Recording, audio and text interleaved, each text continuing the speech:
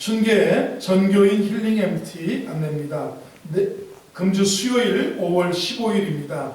장소는 예당저수지, 안면도, 원산도, 대천해수욕장을 돌아오는 당일 코스입니다. 참가도 있고요. 출발은 새벽 5시에 가로공원에 관광버스가 준비되어 있습니다. 여러분들이 아침 일찍 피곤하시지만 오셔서 같이 출발해야 교통 막힘 없이 하루의 일정이 순조로우리라고 이렇게 여겨집니다. 교우동정입니다. 고 박주원 집사님께서 김영옥 권사님 남편 되시는 박주원 집사님께서 지난 수요일 저녁에 소천하셔서 어제 토요일 오전에 장례를 마치게 되었습니다. 우리 경조회원들은 회비를 납부해 주시기를 바라겠습니다. 오늘 김영옥 권사님 오시다가 약간 몸이 안 좋으셔서 바로 다시 집으로 돌아가시게 되었습니다. 허정자 권사님이 서울 고든병원에서 무릎 수술 후에 회복 중에 있습니다. 약 2주간 입원해야 된다고 하십니다. 여러분들이 기도해 주시기를 바라겠습니다. 5월 목장 모임 안내입니다. 다음 주일 19일에 5월 목장별로 모입니다. 각 목자께서는 기도로 준비해 주시고 함께 참여하셔서 여러분들 은혜와 나눔의 시간이 되기를 바랍니다. 수요 저녁 예배, 금요 밑거름 기도에 적극 동참을 기대합니다. 영적인 성장과 축복은 예배를 통해서 우리가 경험되어질 수 있습니다. 복음 전도에 열심을 다해 주셔서 가족, 친구, 이웃들을 주님께로 인도할 수 있기를 바랍니다. 본당 청소 및 쓰레기 분리수거 다음 주에 에베네셀 목장에서 수고해 주시겠습니다. 전후좌우에 계신 분들에게 한번 인사하겠습니다. 잘 오셨습니다. 은혜 받으시기 바랍니다. 오늘은 진리대로 행한 대로 이런 제목으로 로마서 5번째 강해 이어가도록 하겠습니다. 제목을 한번 2번만 읽어봅니다. 시작. 진리대로 행한 대로, 진리대로 행한 대로. 어느 날 나단이라고 하는 젊은 선지자 한 사람이 다윗 왕궁을 찾아왔습니다. 왕이 반가이 맞습니다. 그런데 선지자가 왕에게 이렇게 말합니다. 왕이시여, 최근 시골 마을에서 일어난 이야기를 하나 해드리려고 합니다. 그 마을에 2 사람이 살고 있었습니다. 한 사람은 아주 부자고 한 사람은 매우 가난한 사람이었습니다. 부자는 양떼와 소떼가 많았습니다. 그런데 가난한 농부는 자기가 사서 기른 암양 1마리밖에 없었습니다. 그 양은 그의 가족들과 자녀들과 함께 가족의 일원처럼 여겨졌고 딸과 같은 존재였습니다. 그런데 어느 날 그 부잣집에 손님이 찾아왔습니다. 그런데 그 부자는 자기의 많은 가축 중에서 1마리를 축내서 잡아서 손님을 접대하는 게 아니라 가난한 농부의 1마리밖에 없는 양을 빼앗아서 손님을 대접했습니다. 이 정도 듣다가 다윗이 노발대발 화를 냅니다. 이런 발칙한 놈 같으니라고 당장 잡아다가 하옥시켜라 그랬습니다. 그러자 나단 선지자는 다윗에게 정면 도전을 합니다. 그 사람이 바로 왕이십니다. 왕이야말로 그 부자처럼 많은 부인을 거느리고 있으면서 충신 우리아 장군의 하나밖에 없는 아내를 빼앗은 것입니다. 왕이 바로 그런 사람입니다. 그랬어요. 이 이야기가 로마서 1장과 2장 사이에 하나님께서 가르치시는 주제가 담겨있는 이야기라고 할 수 있겠습니다. 로마서 1장은 복음을 소개한 다음에 이방인들은 모두가 불경건하고 모두가 하나님의 진노 아래 있어서 하나님의 그 10년 내버린 바 상태가 되기 때문에 불의하고 추악한 삶을 살고 있다고 고발했습니다. 오늘 2장에서는 그런 이방인들을 보고 유태인들이 이방인들을 정죄하는 장면이 나옵니다. 이 이방인을 향해서 아이고 저것들 율법도 없는 것들 저것들 하나님께 진노받는 것들 하면서 2장 1절을 보면 남을 판단한다. 그러므로 남을 판단하는 사람아 누구를 막론하고 내가 핑계하지 못할 것은 남을 판단하는 것으로 네가 너를 정죄하매니 판단하는 내가 같은 일을 행함이라. 유대인이라고 하면서 율법이 있다고 하면서도 보면 남을 판단하는데 너도 그 같은 일을 행하고 있다. 이렇게 말씀합니다. 유대인들도 똑같은 사람이라고 정면 고발하는 겁니다. 1장에서는 그들은 하나님을 영화롭게도 하고 하나님을 알지도 아니하고 허탄한 마음속에 살아간다는 거예요. 그들이라는 말을 썼고요. 2장은 네가, 너가, 너를, 그러니까 당신이라는 거예요. 너라고 이렇게 표현합니다. 1장에서는 그들이야말로 큰 죄인이라고 고발하고 2장에서 당신도 똑같은 죄인이라고 이렇게 고발하는 겁니다. 겉으로 볼 때 도덕적인 사람이 있습니다. 종교적인 사람 있습니다. 꼭 권사님 같고 꼭 교회 오빠 같고 그런 사람 있습니다. 착하고 선하게 보일 수 있습니다.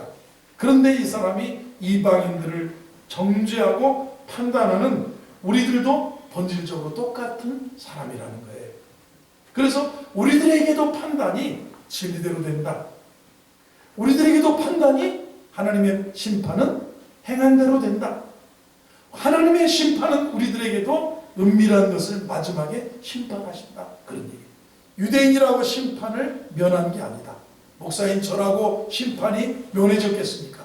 저도 복음 없는 사람이면 저도 복음을 믿어도 진리대로 저를 하나님이 판단하실 것이고 저도 행한 대로 판단받을 것이고 저도 은밀한 것까지도 하나님이 심판하실 거라는 겁니다. 벤자민 프랭클린이라고 하는 분이 세상에 깨기 힘든 아주 단단한 것 3가지가 있습니다. 이 세상에서 무엇이 제일 단단한가요? 대개 철이 가능하다. 두 번째, 다이아몬드 아닙니까? 다이아몬드는 모든 걸 다 쪼갤 수 있어요. 모든 걸 다 유리부터 시작해서 다 가를 수 있어요. 그리고 강철, 다이아몬드가 있다면 자기 자신에 대한 인식, 자기 인식은 못 깬다. 누가 아유 나는 그런 사람이요. 이걸 못 깨는 거예요. 특히 자신에 대한 잘못된 확신과 착각이야말로 가장 깨기가 어렵다는 겁니다. 우리는 그래서 상대방의 단점은 잘 봅니다. 그런데 자기 자신의 단점은 잘 못 보는 게 저와 여러분들이라는 겁니다. 하나님은 근본적인 죄성과 잘못에 대해서 3가지로 심판하신다는 겁니다. 오늘 2절을 보겠습니다. 2절을 보면 이런 일을 행하는 자에게 하나님의 심판이 진리대로 되는 줄 우리가 아노라. 여러분, 목사인 저도 진리대로 하나님 앞에 심판받을 거예요. 한번 따라하겠습니다. 진리대로.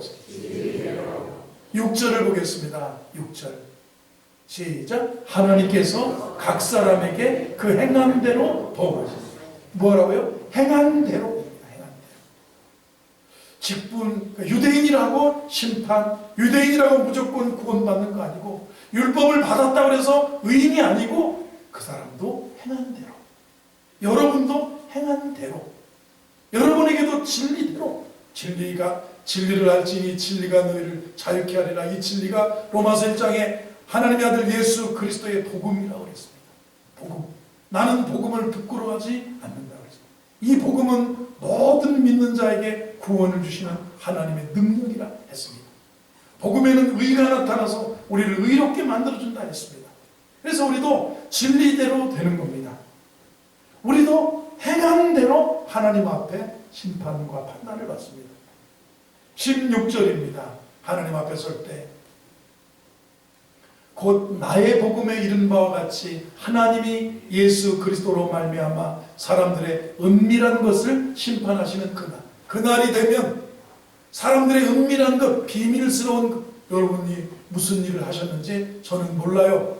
옆 사람도 몰라요. 그러나 그날이 되면 하나님이 은밀한 것, 우리의 은밀한 것까지도 하나님이십니다. 그래서 하나님 앞에 유대인이라고 아유 저 율법 없는 저것들은 심판받고 판단하고 쟤들은 아마 지옥에 뗄 감이야. 그래서 당시에 바리새인들과 유대인들이 로마 시대 또 바울 시대 예수님 당시 시대의 사람들이 이방인들은 지옥에 뗄 감이라고 생각할 정도로 그렇게 무시했습니다. 그런데 그러면서도 같은 일을 행하는 우리들에게 그 유대인들을 향해서 말하는 남을 판단하는 너희들이 같은 일을 행함이라. 이런 사람에게 하나님의 심판이 진리대로 된다. 행한 대로 된다. 그리고 그날이 오면 비밀스러운 일까지도 다 하나님 앞에 심판을 받는다는 거예요. 아멘 해보세요. 자, 여러분, 우리가 어떻게 살아야 될까? 이런 생각을 해봐야 되지 않습니까?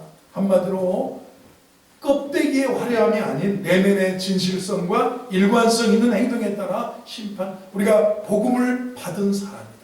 복음을 믿음의 사람이다. 진리대로 우리가 심판을 받습니다.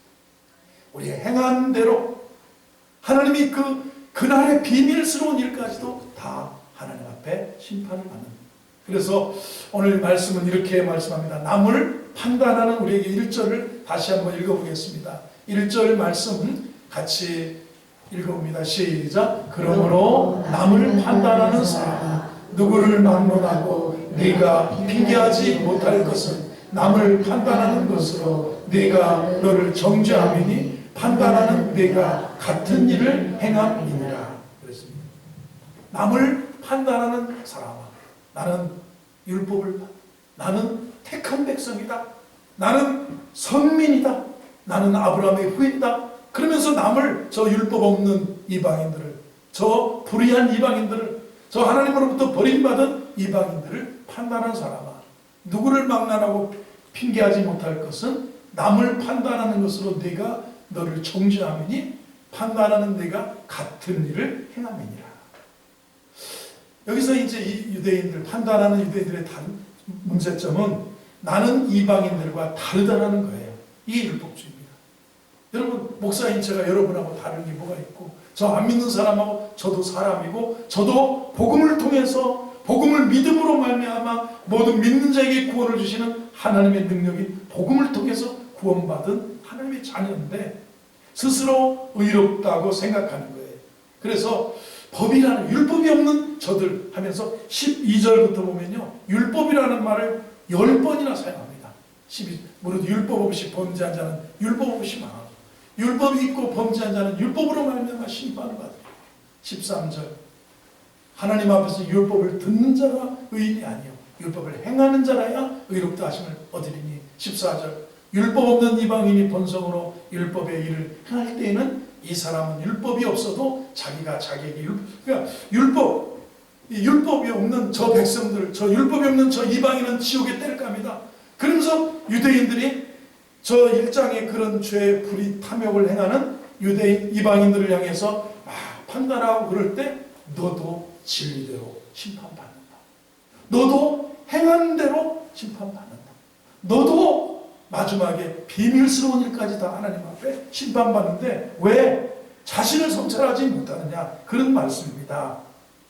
4절을 보면 이렇게 말씀하고 있습니다. 4절, 혹 내가 하나님의 인자하심이 너를 인도하여 회개하게 하심을 알지 못하여. 여러분, 우리도 하나님이 우리를 사랑하고 기다려주고 참아주기 때문에 우리가 회개하게 됐고 예수 믿고 이렇게 믿음으로 살게 됐어요. 구원받게 됐어요. 하나님의 인자 사랑하심이 너를 인도하여 회개케 하심을 알지 못하여.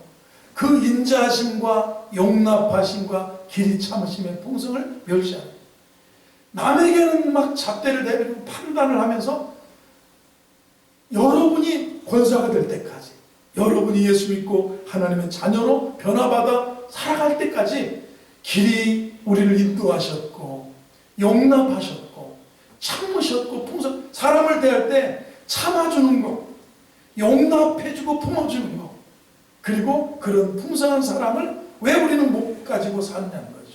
왜 남에게는 그런 잣대로 길이 참고 용납하는 것, 받아주는, 사람 쉽게 변화되는 거 아닙니다. 그래서 기다려주는 게 필요한 거예요. 아멘 해보세요. 여러분, 조금 예수 믿는다고 내가 교회에서 칭받았다고 여러분이 의로울 것 같아요? 아니에요. 그 사람은 맨날 아유 저 사람 왜 저러는지 몰라, 아유 그냥 우리 교인들 보면 다 그냥 믿음 하나도 없고 큰일 났어 큰일 났어, 이런 분이 문제인 거예요. 여러분이 그분이 변화되는데 하나님이 얼마나 인도하셨고 하나님이 얼마나 그 사람을 용납하셨고 하나님이 얼마나 그 사람을 길이 참으셨고 그리고 하나님이 풍성한 사랑으로 품어주셨는지를 왜 나한테는 적용을 안 하고 남한테는 삿대질을 하고 그러냐고요. 이것이 그래서 똑같다는 거예요. 우리도 진리대로 심판받는다. 우리도 행한 대로 복을 받는다. 우리도 그날에는 비밀스러운 일까지 다 하나님 앞에 드러나 심판을 받는다. 이 말씀을 바울이 그 유대인들의 이 남을 용납하지 못하고 길이 참아주지 기다려주는 게 중요합니다. 한번 기다려줘야 합니다. 용납하고 참아주고 풍성한 마음으로 사랑하고 품는 거예요. 제가 목사로 되보니까요. 세상에 제가 다 뱉으면 교인이 누가 남겠어요? 여러분이 저의 장로가 되고 여러분이 저의 장인이 돼서 진짜 김집사를 김집사 저거 변화도 없고 헌신도도 없고 이러면요 목회 안 돼요. 하나님은요 여러분을 바로 그 여러분을 용납하고 길이 참고 품어주고 풍성하게 자신은 그렇게 하면서 자신에 대해서는 그렇게 하면서 남을 판단하는 사람아 너도 진리대로 판단받는다 이 얘기예요. 여러분 직분받은 유태인이 그랬어요. 유대인들이 이해가 되시면 아멘 하시기 바랍니다. 오늘도 예를 들면 설교 오늘 설교는 저 김집사가 들어야 되는데 오늘 또 김집사가 또 초파일이라고 연휴 받아서 여행 갔구나 어디 갔냐 뭐 이런 소리예요. 내 마음속에 바리새인이 숨어있는 거 아닙니까? 예수님처럼 하루살이는 걸러내고 낙타는 삼키는 그런 꼴이라는 겁니다. 우리는 남을 함부로 쉽게 판단하지 말아야 돼요. 사람은 비판의 대상이 아니라 긍휼과 사랑의 대상. 사람은 누가 변화시켜 누가 성숙합니까? 이게 하나님이 인도하여 회개케 한 사람이 변화되고요. 하나님이 그 인자하셔서 사랑으로 용납해 준 사람이 변화되고요. 길이 참아주신 사람이 변화되는 거고 그 풍성함을 아는 사람이 하나님 앞에 성숙해져 가는 거예요. 중세 아시시에 프랜시스가 있었습니다. 성자 프랜시스를 아시죠? 그분이 이렇게 말했습니다. 그대가 누군가를 판단할 때 그의 실수, 그의 잘못에 대해서 그가 겪고 있는 고통과 똑같은 정도의 아픔과 연민의 눈물이 없다면 그 이웃을 판단하지 마십시오. 그랬습니다. 우리가 어떤 마음으로 충고해 주느냐, 어떤 가슴으로 위로해 주느냐가 중요하다는 얘기예요. 어떤 마음으로, 어떤 가슴으로 위로하고 충고하느냐가 중요해요. 껍데기만 보고 판단하지 말고 그 사람의 내면을 들여다보고 가슴속 깊은 공감으로 사랑으로 용납하고 품어주고 길이 참고 그래서 남을 판단하기 앞서 자신부터 성찰하라는 그런 공면입니다. 아멘 해보세요. 한번더 남을 판단하는 사람아 남 판단하지 말고 똑같은 진리대로 너도 심판을 받는 거야. 하나님 앞에. 그래서 오늘 하나님은 우리를 판단하실 때 그날에 진리대로 하신다. 자, 2절을 다시 보겠습니다. 2절 말씀 시작. 이런 일을 행하는 자에게 하나님의 심판이 진리대로 되는 줄 우리가 아노라. 하나님은 의로우신 분입니다. 심판은 정당한 것입니다. 하나님의 심판이 진리대로 된다고 말씀하고 있습니다. 외모가 아니라 행위 따라 하시는 의로운 심판이라는 겁니다. 6절을 보겠습니다. 6절 말씀 시작. 하나님께서 각 사람에게 그 행한 대로 보응하시되. 행한 대로. 사람들이 행한 대로 해보세요. 행한 대로. 하나님께서는 우리 사람이 그 삶 가운데 생각하고 행동하는 것에 따라서 갚아 주신다고 그랬습니다. 각 사람이 이 세상에서 어떤 자세로 어떤 내용을 가지고 사느냐에 따라서 하나님의 상과 벌이 정해진다는 것입니다. 호세아 우리 7절을 보세요. 여기 7절을 보면 이렇게 말합니다. 참고 선을 행하여 영광과 존귀와 썩지 아니함을 구하는 자에겐 영생으로 하시고. 자, 우리 참지 못하고 영광과 존귀와 썩지 아니함을 구하지 않고 헛된 것만 잠시 잠깐의 것만을 구하다 영생을 놓쳐버린다. 이런 말씀. 8절을 보겠습니다.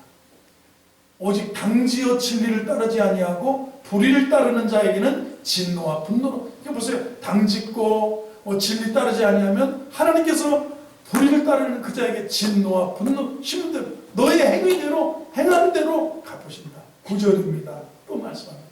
악을 행하는 각 사람의 영에는 환난과, 왜 내가 이렇게 환난과 공감이냐, 다 마음이 악하고 이런 마음이에요. 먼저는 유대인에게도 그렇고 헬라인에게 똑같다는 거예요. 진리대로 행하는 대로 이렇게 말씀합니다.